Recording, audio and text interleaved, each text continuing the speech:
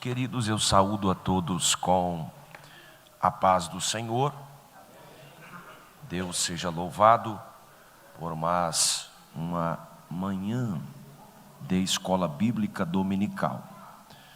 Uma manhã bela, já iniciamos o famoso inverno aqui no Paraná. E eu e a minha esposa, devido a esta mudança de clima que nós não estávamos acostumados, a gente sofre bastante. Eu hoje pela manhã vim com muita dor na coluna para a escola bíblica dominical. Mas a gente está jovem, vamos levando e o Senhor Jesus vai dando graça. Chegamos à penúltima aula deste magnífico trimestre, onde nós abordamos acerca de Cristo, Ele sendo o Verbo que se fez carne. Aprendemos muito, tivemos vários professores conosco, que com uma maestria e com a graça de Deus e na unção do Espírito Santo, nos trouxeram aulas, nos trouxeram informações que agregaram a nossa vida espiritual, afiando-nos para o serviço cristão. O título da nossa lição hoje é do julgamento à ressurreição. O pastor Elianai Cabral, ele tentou dentro de uma única aula inserir dois assuntos interessantes. Na verdade, mais de dois assuntos. Porém, ele intitulou esta aula de do julgamento à ressurreição. A nossa leitura bíblica em classe encontra-se em João capítulo 19, do versículo 17 ao versículo 30, e em João capítulo 20, do versículo 6 ao versículo de número 10.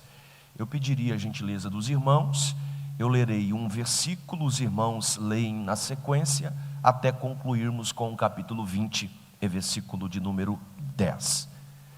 E levando ele às costas a sua cruz, saiu para o lugar chamado Calvário, que em hebraico se chama Gólgota.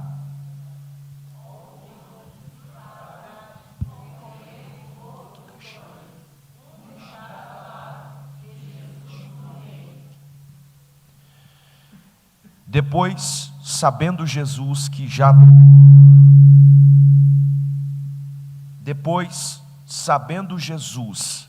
que já todas as coisas estavam terminadas, para que a Escritura se cumprisse, disse: tenho sede.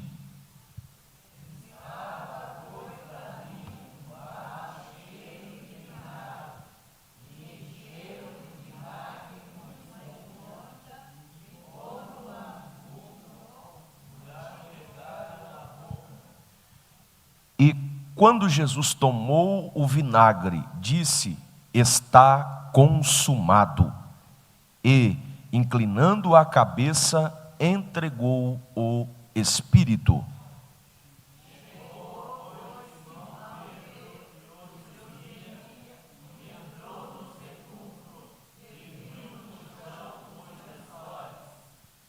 E que o lençol que tinha estado sobre a sua cabeça não estava com os lençóis mais enrolado, num lugar à parte.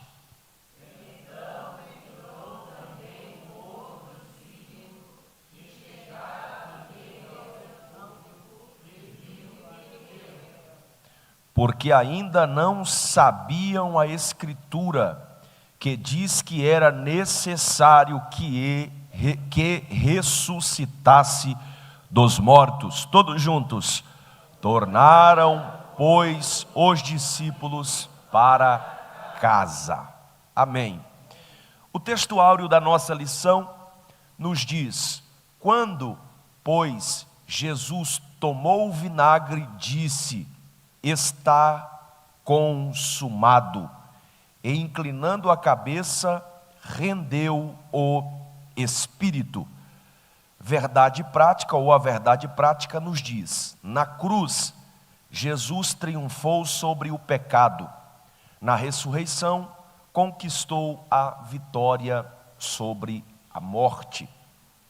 Como nós temos trabalhado já há alguns domingos, principalmente durante as nossas aulas, os irmãos terão e têm plena liberdade de perguntarem, pontuarem, interromperem assim que necessário, conforme ordem, a aula, para exporem algum comentário, tirarem possíveis dúvidas. A intenção da escola bíblica dominical e a missão do professor é explicar a lição e aplicar a lição aos irmãos. É uma dinâmica bastante diferente de quando nós estamos exercendo a função de pregação, e é uma função bastante diferente de quando nós estamos até mesmo exercendo a função de um ensino formal em um culto formal. Nós temos aqui o nosso pastor Vicente Mariano, que é muito bem-vindo entre nós. Eu sou suspeito em dizer que quem deveria estar ensinando aqui hoje era ele, né? Mas por graça, Deus tem nos dado essa oportunidade, e se o nosso presidente assim quiser, tem toda e total liberdade para nos ministrar aqui esta manhã. Eu saúdo o pastor Marcos, nosso professor, e saúdo também o evangelista Cleiton, esses dois mestres que temos aqui em nosso templo central. No ambiente do relacionamento de Jesus com os seus discípulos, muito me admira a escolha de Judas para ser um dos apóstolos de Jesus. Jesus foi muito próximo de 3, isso é fato. Porém, a nenhum destes 3, Jesus teve coragem de confiar tanta responsabilidade, pastor Marcos, como ele confiou a Judas. Judas foi o tesoureiro do ministério. Estudando a história de Judas, vamos aprender que Judas foi um irmão original de nação de Cristo. Ele foi um amigo. O próprio Jesus, no capítulo 22, versículo 50, quando Judas vai levando aqueles que iam prender Jesus, ao beijar Jesus, Jesus faz uma pergunta, e no meio dessa pergunta ele diz: amigo, a que viestes? Então Jesus mesmo tratou Judas como sendo um amigo. Judas compartilhou da mesma mesa que Jesus, dos mesmos ambientes, assistiu de perto todos os milagres que o seu amigo Jesus havia feito. Imagine você tendo a oportunidade que Judas teve, de assistir, numa linguagem bem simples, de camarote tudo que Jesus fez. Mas mesmo assim, Judas, o amigo de Jesus, aquele que comeu na mesma mesa que Jesus, foi capaz de trair o seu amigo, de vender o seu amigo. Pior que as falsas testemunhas que apareceram no ambiente do julgamento, pior até mesmo do que o próprio Anás, do que o próprio Caifás, até mesmo do que o próprio Pilatos, pior do que eles fizeram, pior do que eles foram, assim foi Judas. Um amigo que andou com Jesus, um amigo que esteve com Jesus, teve a capacidade de trair a Jesus. Na verdade, alguns mestres dizem, usam a expressão, ele teve a capacidade de enganar o seu próprio pai. Após a morte de Jesus, Judas ficou tão desesperado, mas tão desesperado, não com o que ele fez. Ele poderia ter feito com outra pessoa, sim. Então Judas, ele ficou tão desesperado, não com o que ele fez, mas a quem ele fez. E Judas chega à conclusão que a solução seria devolver as míseras 30 moedas de prata, colocar uma corda no seu pescoço e se matar.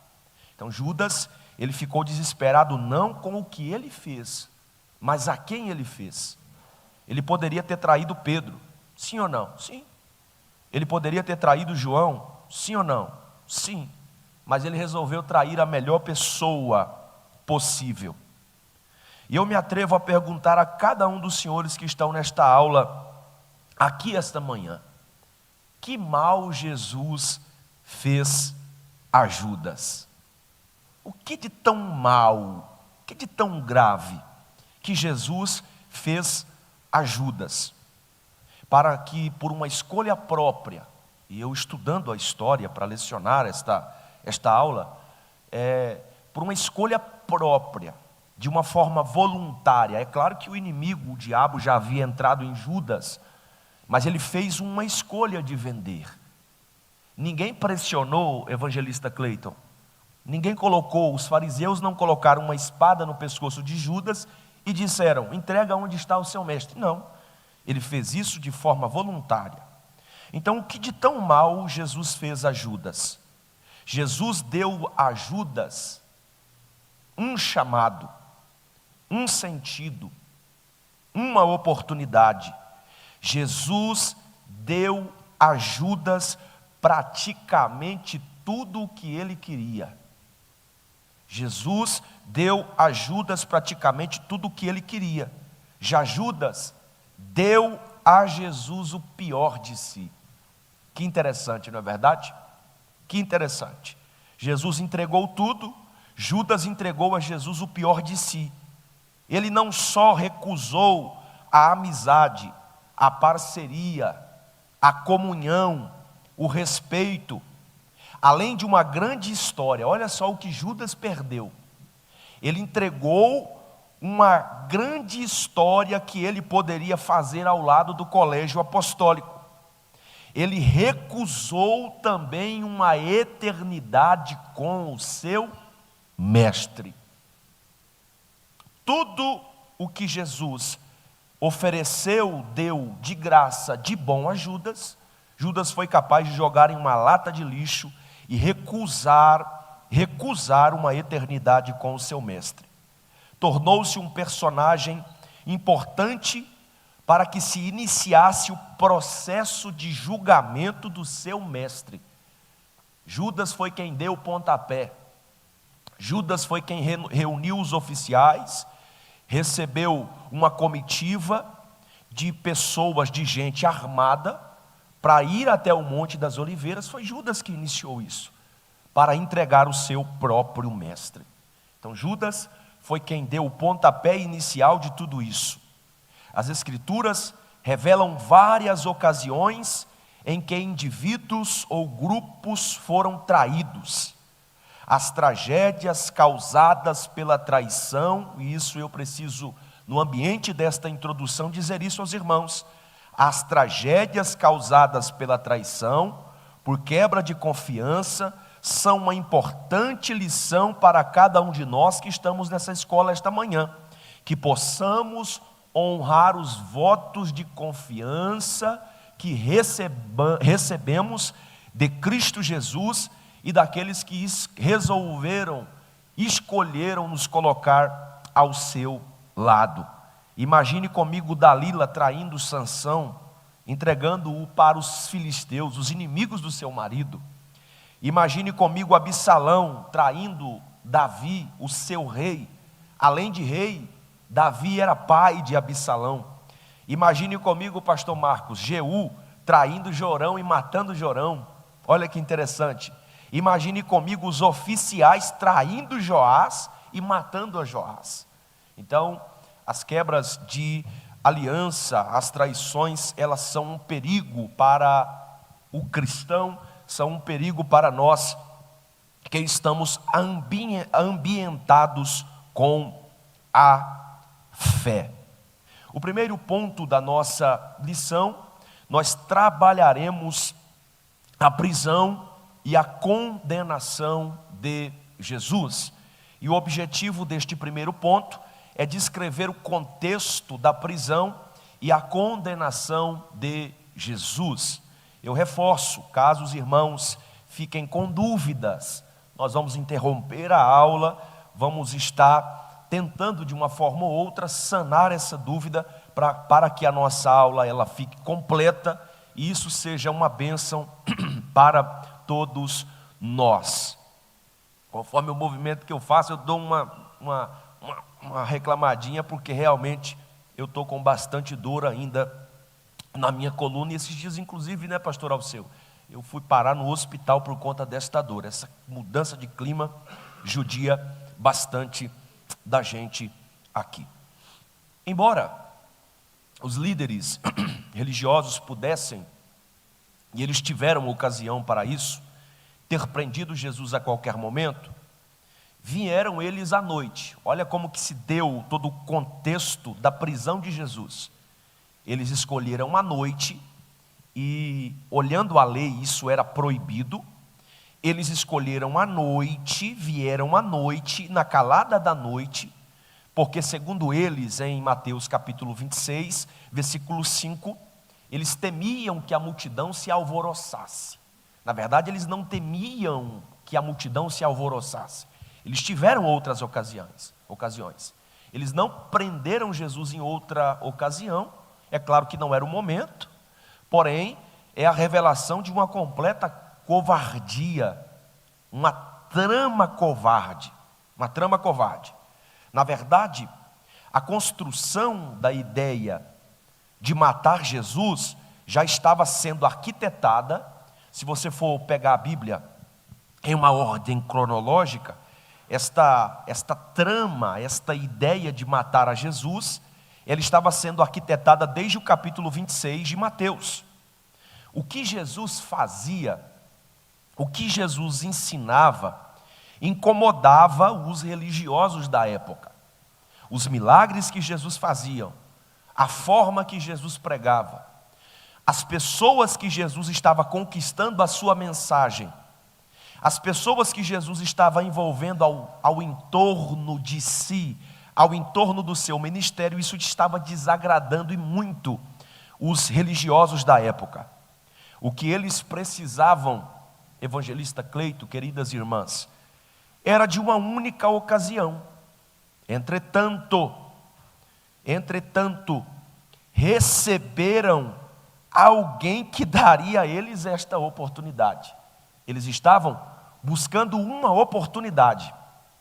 Porém, desculpe a expressão, o inimigo foi lá e deu a alguém que daria a perfeita oportunidade para os religiosos da época executarem o que eles queriam fazer. Em Mateus capítulo 26, versículo 14, eu fiz questão de deixar em negrito o início desta abordagem de Mateus capítulo 26, versículo 14.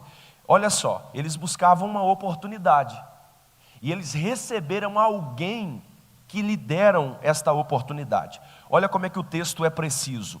Então, um dos 12. Então, na ideia do grego, então, um dos mais próximos, um dos que andavam com ele, um dos que eram da sua confiança, um dos que se assentavam à mesa com ele, chamado Judas. A Bíblia não omite nomes. Foi, olha só, foi a ação de Judas, foi até os principais do sacerdote e disse-lhes: o que me dareis e eu lhe entregarei, ou eu vou entregar ele para vocês. O que eu vou ter em troca? Ora, Judas já tinha tudo, sim ou não? Sim, Judas já tinha tudo. Judas estava andando com a segunda pessoa da Trindade, o Deus Filho encarnado entre nós. Ele tinha tudo. E ele tinha a maior pessoa, o maior personagem de todos os tempos ao seu lado. Mas mesmo assim, ele estava insatisfeito. O que me dareis? É a pergunta de Judas. E eles concordaram em 30 moedas de prata. A ideia de concordar aqui no grego é que eles fizeram uma negociação. Era como se eu pegasse o pastor Alceu como bode expiatório e chegasse num grupo de pessoas e dissesse assim: ó, vamos negociar a cabeça do pastor Alceu. A oferta nós vamos começar aqui por 30. Aí um dos que estavam ali levantava e dizia assim: olha, eu vou dar 10. Judas batia na mesa e dizia: não, ou é 30 ou não é nada. Outro dizia: não, é 15. Não, ou é 30 ou não é nada. Então eles concordaram entre si. A ideia aqui é de que, depois de uma longa negociação, eles chegaram ao acordo que seria 30 moedas de prata. Imagine comigo, irmão, que tristeza para um mestre. Então eles concordaram em 30 moedas de prata, e desde esse momento ele buscou a oportunidade que os religiosos queriam para o trair. Judas recebeu um contingente de policiais e soldados, João capítulo 18, versículo 13, para prender Jesus e trazê-lo perante a corte religiosa, para julgamento. Os líderes religiosos emitiram uma ordem para a prisão de Jesus, e Judas estava agindo como o seu acusador. Seguidos de Judas, em Mateus capítulo 26 e versículo 47, olha que extraordinário isso aqui. Uma grande multidão, com espadas e bastões, foram até o Monte das Oliveiras prender a Jesus. A ideia disso aqui, e o próprio Jesus, no capítulo de número 14, versículo 48 de Marcos, vai colaborar com esta ideia, é que eles, ao irem com porretes, bastões e com espadas em suas mãos, um homem tão vulnerável, um homem que estava no Monte das Oliveiras não fazendo outra coisa a não ser orando, sem um pedaço de galho de oliveira nas suas mãos. O único armado ali na situação era Pedro, porque até então Pedro não era cheio do Espírito Santo, e quando Pedro resolve usar a espada, Jesus repreende Pedro. Então, o nosso próprio mestre colabora com a ideia de que eles trataram literalmente Jesus como um bandido da pior espécie. Da pior espécie. Jesus disse assim: mas eu estive sempre com vocês, por que vocês não me prenderam em outra hora? Que cena é essa a esta hora da noite? Vocês com porrete, com espada, o que é isso? Em Marcos capítulo 14, versículo 20, temos a fuga de todos os que seguiam a Jesus. Um deles, segundo o texto, isso é incrível, fugiu até nu. Quando os soldados olharam, o camarada envolto de lençóis, lançaram-se sobre ele, tomaram o lençol e o camarada saiu correndo, na nossa linguagem lá de Rondônia, pelado. Imagine comigo, discípulos que horas antes disseram: nós estamos com o Senhor, aonde o Senhor for a gente vai. O que o Senhor enfrentar, Pedrão disse: Senhor, mas eu não vou te negar. Irmão, não sobrou um, todos fugiram. O contexto da prisão é que Jesus foi traído, abandonado, até mesmo seu próprio ou seu melhor amigo Pedro, por 3 vezes o negou. Um texto em Provérbios capítulo 19, versículo 4, que eu acho muito conexo, pastor Marcos, com o que Jesus viveu. Salomão vai dizer o seguinte: olha, na riqueza os amigos se multiplicam, mas o pobre até o seu único amigo o abandona. Parece que Salomão está vislumbrando Cristo no Monte das Oliveiras. Ele diz assim: olha, na riqueza os amigos se multiplicam, ou seja, enquanto Jesus fazia milagre, Pedro dizia: eu estou contigo. Enquanto Jesus, irmão, formava água e vinho, a ideia que nós temos na cultura judaica é que este camarada que foge nu aqui é Marcos, que escreveu o Evangelho de Marcos. É a ideia, é a tradição que diz. Então, na transformação de água em vinho, lá estava Marcos dizendo: não, eu estou contigo, Senhor. Que coisa boa, numa linguagem bem simples e simplória. Eu estou contigo. Todos disseram: eu estou contigo, Jesus. Mas na hora, irmão, que viram espada, que viram os porretes, não ficou um sequer com o nosso mestre. Em João 18:12, o texto diz que amarraram Jesus. Isaías 53, versículo 7, colabora com esta ideia, dizendo que ele foi trazido como um cordeiro para o matadouro. Uma das ideias de trazido no hebraico é que ele foi arrastado. Ele foi arrastado, que ele foi puxado. Dizem que, o João diz que maniataram, ataram, amarraram o nosso mestre. Um homem tão vulnerável, um homem tão simples, um homem tão envolto de amor com o nosso mestre, como o nosso mestre, sendo tratado desta forma. Sendo tratado desta forma. Sendo tratado desta forma. Jesus foi levado imediatamente à residência do sumo sacerdote, embora isso estivesse acontecendo no meio da noite. Os líderes religiosos tinham pressa. Eles queriam concluir a execução de Jesus a todo custo, antes do sábado, para poder prosseguir com a celebração da Páscoa. Essa residência era um palácio, cujos muros externos envolviam um átrio, onde os soldados podiam se aquecer ao redor de uma fogueira. É por isso que João vai lá, intercede, a porteira deixa ele entrar e de repente ele está lá se aquecendo. Porque Jesus, o seu julgamento começou num átrio, na casa onde Anás vivia, aonde Caifás ele vivia. Anás e Caifás eram sacerdotes ou sumos sacerdotes. Anás assumiu o sacerdócio e exerceu de 6 a 15 depois de Cristo, quando foi deposto por governadores romanos. Caifás, o genro de Anás, foi nomeado sumo sacerdote e ocupou a posição entre 18 a 37 depois de Cristo.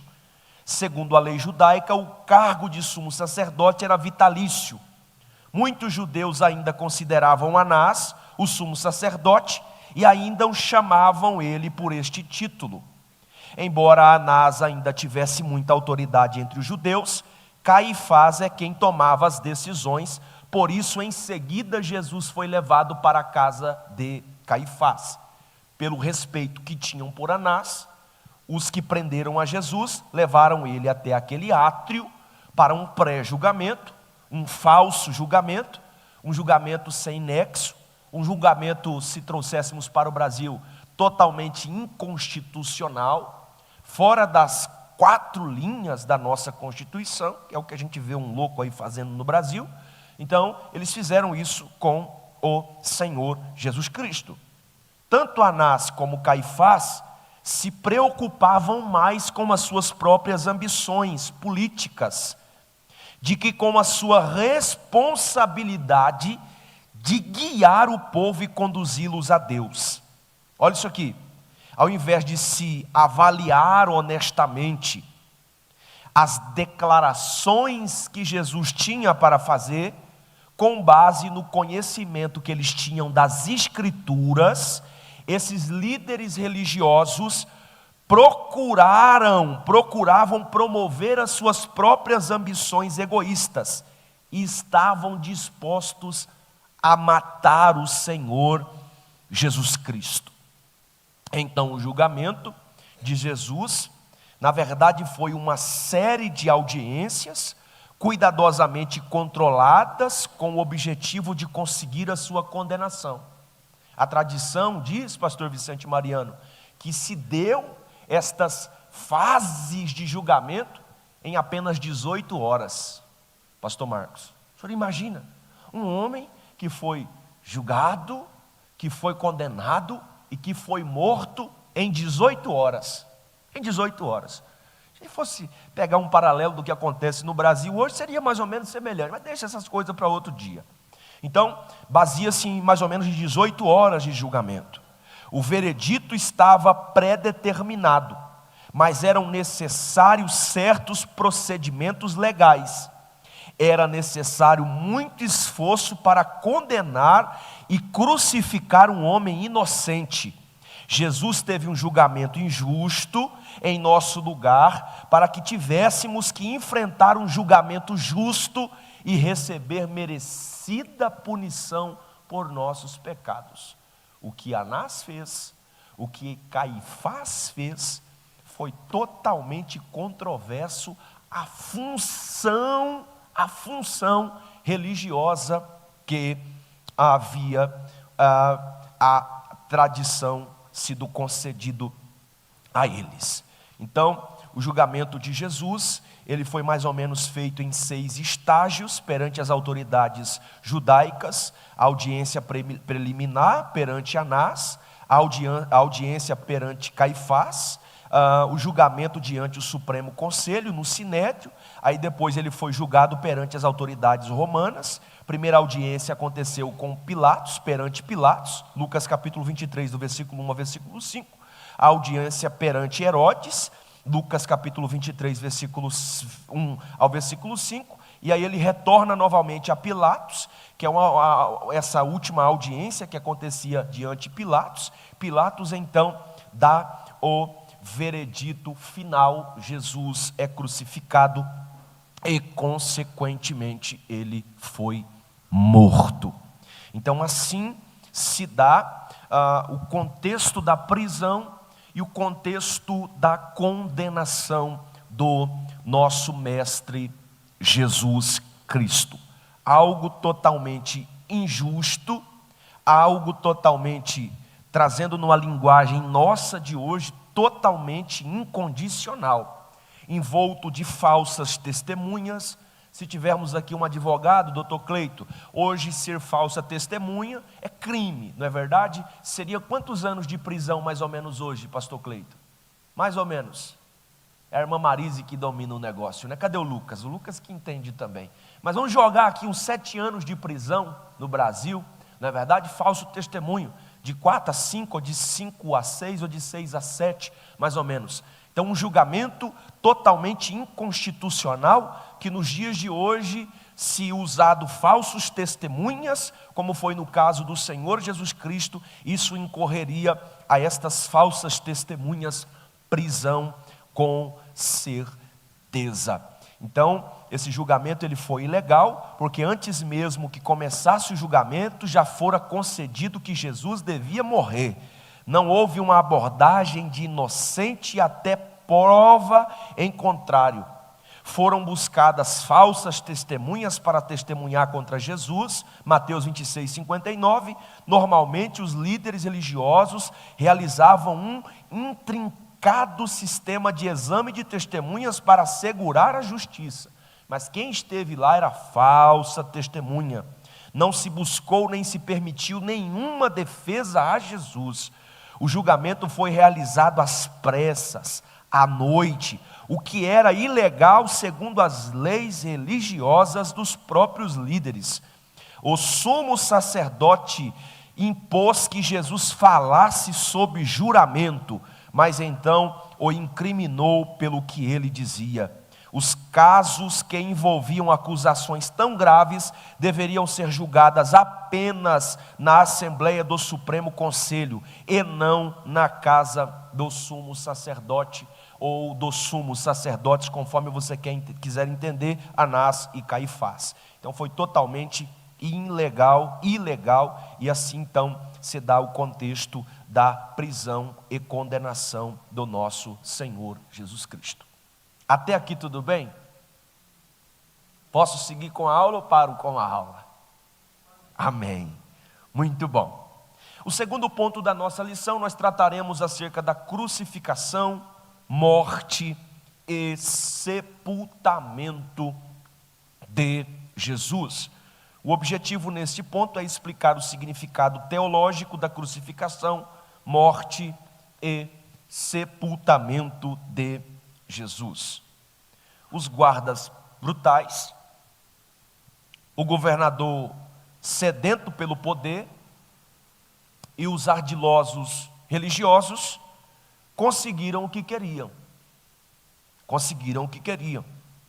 Levaram a Jesus, o tratando como um bandido de alta periculosidade, expondo-o à vergonha da cruz. Eles conseguiram literalmente o que queriam, mas eles não conheciam o verdadeiro poder e a verdadeira autoridade da pessoa que estavam torturando. Olha isso aqui, torturando e condenando injustamente à morte. Eles não conheciam. Para eles o ministério de Jesus se resumia em um alvoroço que estava acontecendo, se resumia em simples milagres, se resumia em alguns fatos insignificantes para eles. Insignificante para eles. Os prisioneiros condenados tinham que carregar as suas próprias cruzes até o lugar da condenação, até o lugar da execução. No caso, Jesus foi levando a sua cruz ao lugar chamado caveira. Jesus está enfraquecido, segundo o que nos mostra o texto, pelos açoites que recebera. Imagina Jesus, irmão, ter sido chicoteado, tido as suas costas dilaceradas pelos soldados romanos. Ele foi incapaz, segundo a história, a narrativa, o contexto bíblico, ele foi incapaz de continuar carregando a sua cruz até o Monte Caveira, até o Gólgota. Os soldados, neste contexto histórico, obrigaram um certo Simão de Cirene a levar a cruz de Cristo até o lugar da crucificação. Jesus, então, é pregado naquela cruz. Jesus foi colocado naquela cruz. A forma mais temida e vergonhosa da época. Nesse momento, nós lemos o texto, e essa é a ideia de um dos nossos subtópicos. Nesse momento, Jesus ele tem sede, muito normal, a longa caminhada. Jesus já havia suado tudo o que havia de água em seu corpo. Então ele teve sede. E para ajudar a reduzir a dor de Jesus, os soldados então embebedam uma espécie de vinho com fel em uma espécie de bucha, com a ponta da lança, levam até Jesus, mas Jesus, ele se recusa a beber. Entende-se que este fel que foi misturado a este vinho era um narcótico usado, pastor Marcos, para anestesiar a dor, para arrancar a dor do crucificado, para ele morrer de uma forma mais branda. Mas Jesus desejou sofrer completamente, de duas formas, consciente e lúcido do que estava fazendo. Então Jesus, ele rejeita isso. Além disso, uma placa com o nome do condenado e o crime cometido era colocado sobre a cruz, com uma advertência, em 3 línguas, hebraico, latim e grego. Como Jesus não cometeu nenhum crime, e nunca foi considerado culpado, apesar de todo um julgamento ilegal, inconstitucional, eles colocaram também uma placa na cruz de Cristo. Na verdade, a ideia era que desde da saída do julgamento até o Gólgota, até o Caveira, que eram 2 ambientes, mas Jesus provavelmente foi crucificado no principal, era colocado esta placa no pescoço, com o nome do indivíduo e com a condenação do indivíduo. Então, sob a cruz de Cristo, estava lá Jesus de Nazaré, o Rei dos Judeus. Que cena não é a cena da crucificação de Jesus? Essa placa pretendia ser irônica. Um rei despido e executado em público. Poucas pessoas que leram aquela placa, obviamente, naquela tarde sombria, naquela tarde de poucas alegrias, entenderam o significado daquela placa. mas a placa era absolutamente verdadeira. Nem tudo estava perdido. Lá estava o nome Jesus de Nazaré, o Rei dos Judeus, o Rei dos Gentios e de todo o universo. E de todo o universo. Então, nesse contexto de crucificação, em Lucas 23, 46, Jesus então entrega o seu Espírito.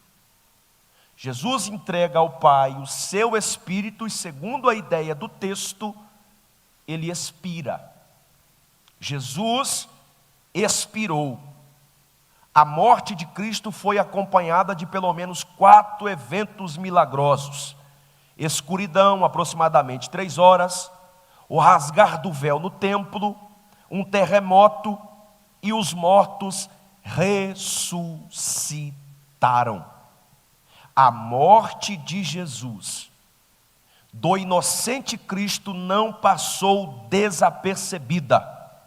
Comumente, após a crucificação, os soldados quebravam as pernas das vítimas para apressar o processo da morte. Quando uma pessoa ficava suspensa na cruz, ela morria por asfixia, mas a vítima poderia pressionar as pernas para cima e voltar a respirar e assim tardar a sua morte, ou às vezes nem morrer. Então, no ambiente da crucificação, os soldados quebravam as pernas das vítimas e as vítimas assim tinham a sua morte acelerada. No caso de Jesus, eles decidiram não quebrar as pernas de Jesus, mas com uma lança, segundo a ideia, segundo o texto, eles perfuram o lado esquerdo de Jesus, desferindo um golpe cruel de finalização, ao ponto de Jesus jorrar o resto de sangue que em si tinha, a ponto da capa que protege o coração entre a pleura e o coração, o líquido que ali fica, se esvair de Cristo Jesus. Imaginem comigo esta cena tão cruel. Que processo tão indigno que o nosso Cristo Jesus, ele teve que enfrentar. Jesus morreu quando os cordeiros, neste contexto, da refeição da Páscoa, estavam sendo mortos. Olha que incrível. Vários cordeiros naquele contexto estavam sendo mortos para serem preparados na festa da Páscoa naquela ocasião. Nenhum osso destes cordeiros, segundo a lei, deveriam ser quebrados. Nenhum osso desses cordeiros. Êxodo capítulo 12, versículo 46. Jesus foi o Cordeiro de Deus.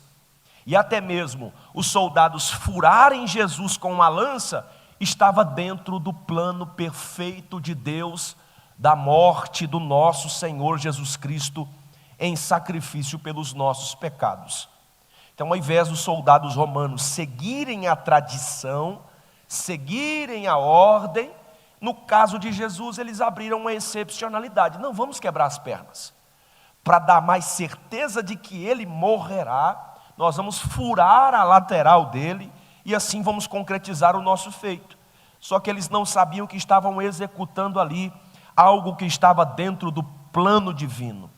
Jesus foi o Cordeiro de Deus perfeito, sacrifício perfeito pelos pecados de todos os homens. Olha o que Paulo escreveu em 1 Coríntios capítulo 5, versículo 7. Projete, por favor, querido, em nome de Jesus. 1 Coríntios capítulo 5, versículo 7. Purificai-vos, pois, do fermento velho, para que sejais uma nova massa, assim como estáis em fermento, porque Cristo, nossa Páscoa, foi sacrificado por nós. Em algumas versões, Cristo, o sacrifício perfeito, nossa Páscoa, foi morto por nós. Então, Cristo foi o sacrifício perfeito de Deus na cruz do Calvário por toda a humanidade. Neste contexto, neste cenário, um discípulo não vou usar a expressão oculta, mas um discípulo, por conta das suas funções, por conta do seu cargo, um discípulo que admirava Jesus, que seguia Jesus, chamado José de Arimateia. Ele, sendo um líder religioso, um honrado membro do Supremo Conselho, vai até Pilatos, pede o corpo de Jesus, tira o corpo do mestre, e segundo o que João registra, junto a Nicodemos, aquele que foi ter com Jesus à noite, eles envolvem Jesus em um pano de linho, por conta do sábado, do horário do descanso, do horário sagrado, a iniciação da Páscoa. Eles, tendo uma cova nova, que segundo a tradição pertencia ao próprio ou à família de José de Arimateia, colocaram Jesus naquela vala, desculpem a expressão, naquele buraco aberto, naquela rocha, colocaram lá o nosso mestre. Os discípulos que seguiam a Jesus, que outrora diziam estar com Jesus em todos os momentos, haviam fugido. Mas esse líder religioso, que seguia a Jesus em segredo, se apresentou e fez o que era correto. Foi colocado então nosso mestre em uma caverna feita por mãos humanas, experimentada ou emprestada por um homem importante que seguia o Senhor Jesus Cristo. Então assim se dá a crucificação de Jesus, assim se dá o sepultamento de Jesus e assim se dá a morte do Senhor Jesus Cristo. O caminho do Calvário, o desfecho da missão de Jesus e o seu sepultamento ilustram o sacrifício redentor e o cumprimento das Escrituras. Tudo o que estava escrito acerca do sacrifício, acerca da crucificação, acerca da morte de Cristo, acerca do que ocorreria, foi cumprido de forma cabal, e o nome do nosso Deus, ele foi glorificado. Imagino eu a consciência de Judas, e nós aprendemos isso no primeiro tópico. Imagino eu como que não ficou a consciência deste homem, ao saber, ao perceber a maior besteira que havia feito em toda a sua vida, em saber que aquele que o ensinou, aquele que o ajudou, aquele que o amou, aquele que ele beijou, aquele que ele entregou, havia sido tão injustamente condenado. Entretanto, Judas, obviamente, já estava previsto acerca disso, deveria ser o precursor desta trama infeliz, tão fatal, mas que graças a este sacrifício de Cristo, nós estamos aqui hoje, reunidos nesta escola bíblica dominical, adorando ao Cristo que foi crucificado, adorando ao Cristo que foi morto, mas adorando ao Cristo que deixou o túmulo vazio, porque Ele ressuscitou, e nós estamos aqui esta manhã celebrando a Cristo. Nós não servimos a um Cristo morto, nós não servimos a um Cristo inviabilizado, nós não servimos a um Cristo que muitos, segundo a tradição, ainda acreditam que foi um farsante, que os discípulos foram lá, roubaram o corpo, os religiosos da época, para provar o que aconteceu, foi lá e roubou o corpo do mestre, e levou ele para apresentar lá no Sinédrio, para comprovar que ele havia morrido. Não, nós não servimos a um Cristo inviabilizado, nós não servimos a um farsante, nós servimos a um Cristo que está vivo. Nós servimos a um Cristo que enfrentou todo este processo, mas que Ele vive. Amém? Glória a Deus. O terceiro e último tópico da nossa lição, nós trataremos acerca da ressurreição de Jesus. É claro que na próxima aula, no próximo domingo, nós trataremos aqui este assunto de uma forma mais incisiva, mais invasiva, aonde o nosso professor com certeza vai trazer detalhes para nós de como que se deu este evento tão magnífico. Então Jesus, ele passou pelo processo de julgamento, passou por um processo de condenação, foi crucificado, ele foi morto, alguns eventos acontecem, mas ele ressuscitou. O sepulcro, ele foi cavado em uma pedra, na costa de uma colina, tinha apenas uma entrada, e se você olhar numa ilustração, uma planta baixa, num 3D de como eram na antiguidade este tipo de cova, eles iam abrindo um buraco, e neste buraco lá faziam alguns buracos, tipo essas tumbas hoje que a gente vê cheio de caixinhas, e a família ou alguém que o proprietário deste sepulcro designasse ali eram sepultados. Então, o sepulcro foi cavado em uma pedra, na costa de uma colina, tinha apenas uma entrada. E o sepulcro de Jesus, ele foi selado com uma pedra. Passaram uma corda nesta pedra pesada, arrastaram esta pedra para a boca da onde Jesus estava sepultado, fecharam a entrada. A corda, segundo a tradição, ela foi selada com barro, mas os líderes religiosos tomaram uma precaução adicional.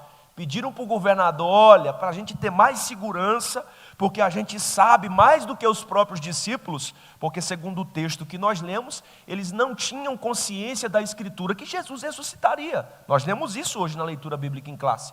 Mas os escribas e os fariseus estudaram as escrituras e sabiam deste evento.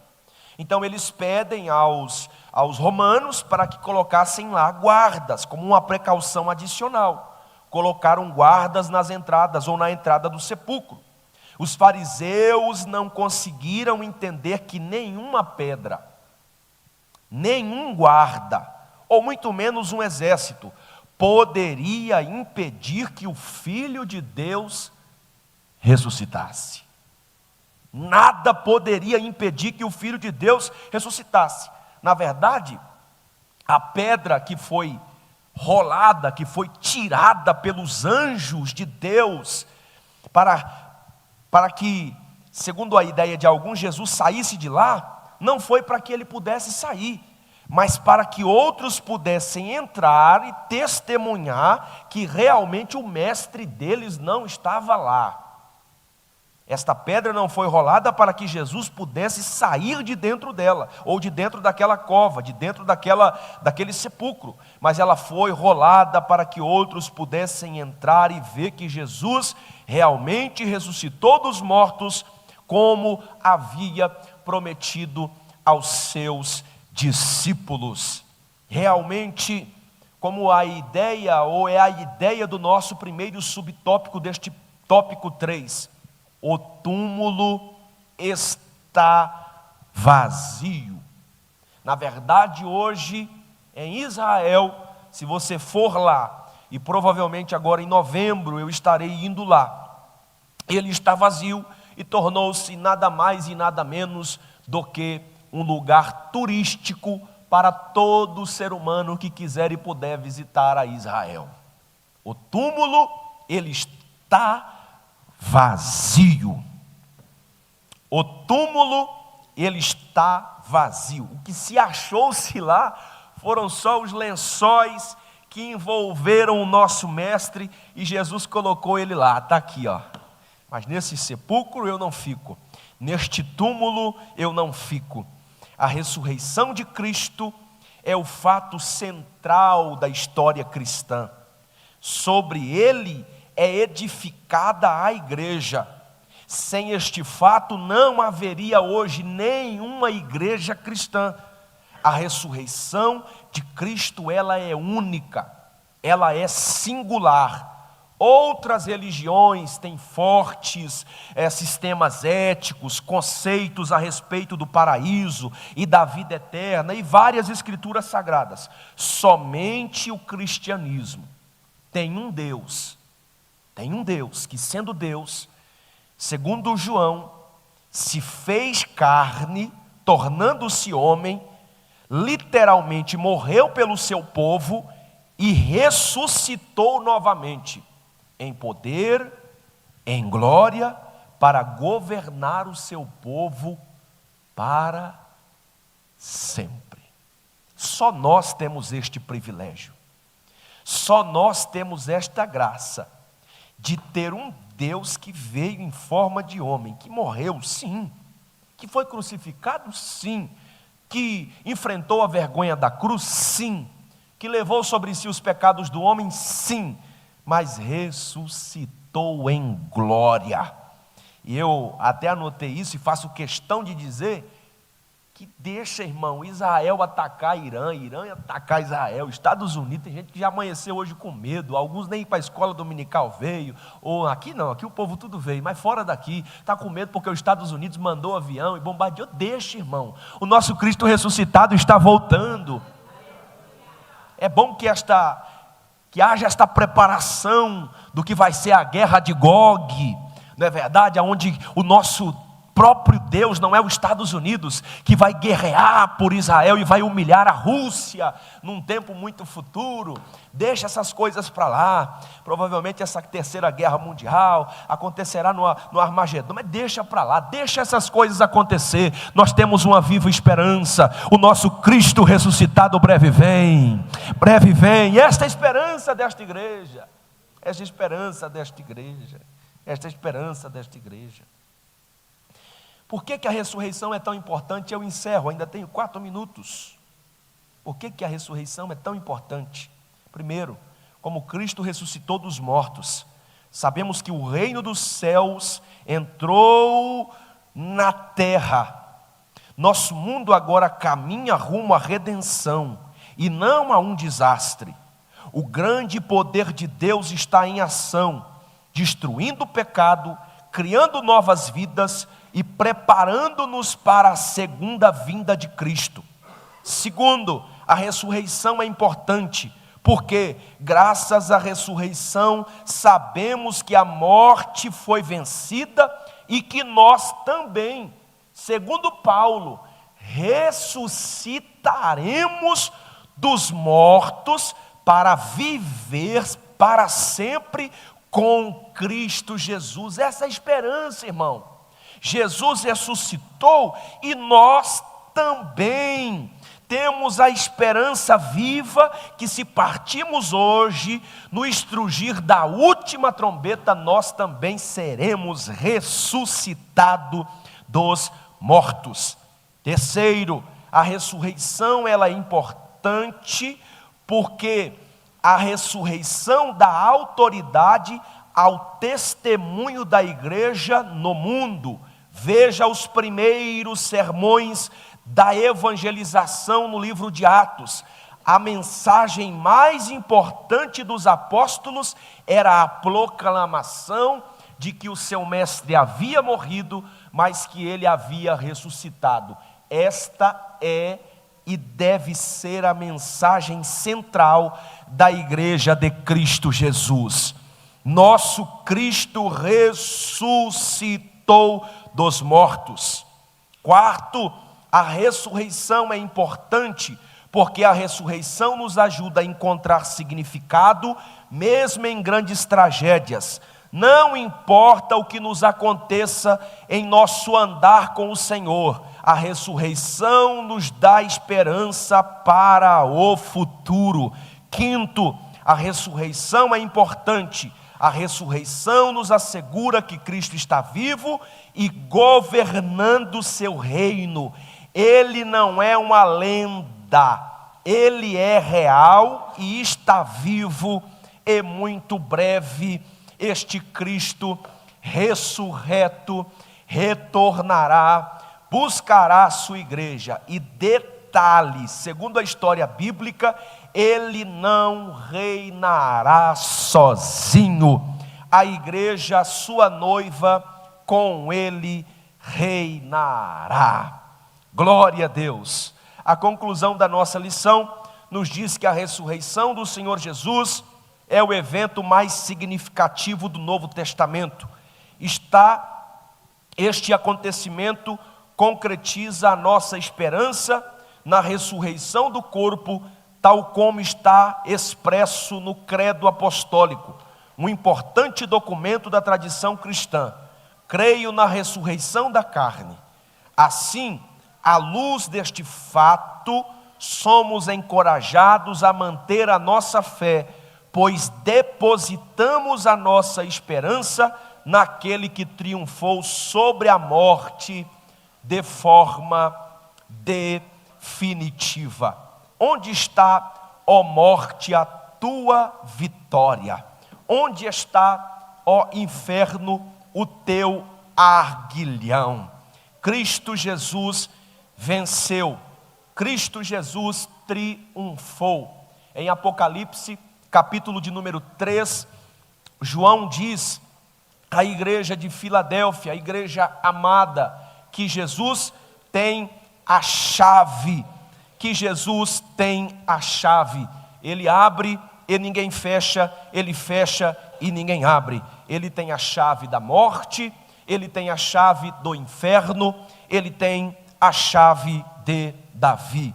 Que Deus continue abençoando cada um dos nossos alunos, que o Senhor Jesus Cristo faça-os prosperar em conhecimento, em graça, e que todos nós cresçamos juntos para a glória do nosso Senhor Jesus Cristo. Se os senhores me permitem, eu vos convido a estar de pé, para na conclusão desta aula eu fazer uma oração com os irmãos e já devolver o microfone a quem é de direito.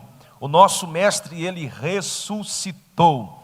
O nosso mestre, ele está vivo. O nosso mestre, ele breve voltará para buscar a sua igreja.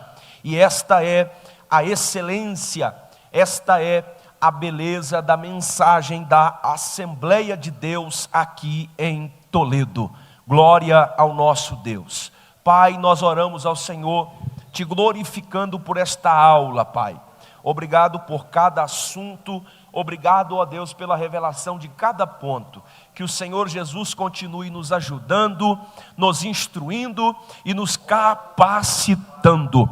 Eu oro por cada um dos irmãos que aqui estão esta manhã, pois temos a viva esperança, ó Deus, da tua vinda. E breve contemplaremos, ó Cristo Jesus, a tua glória.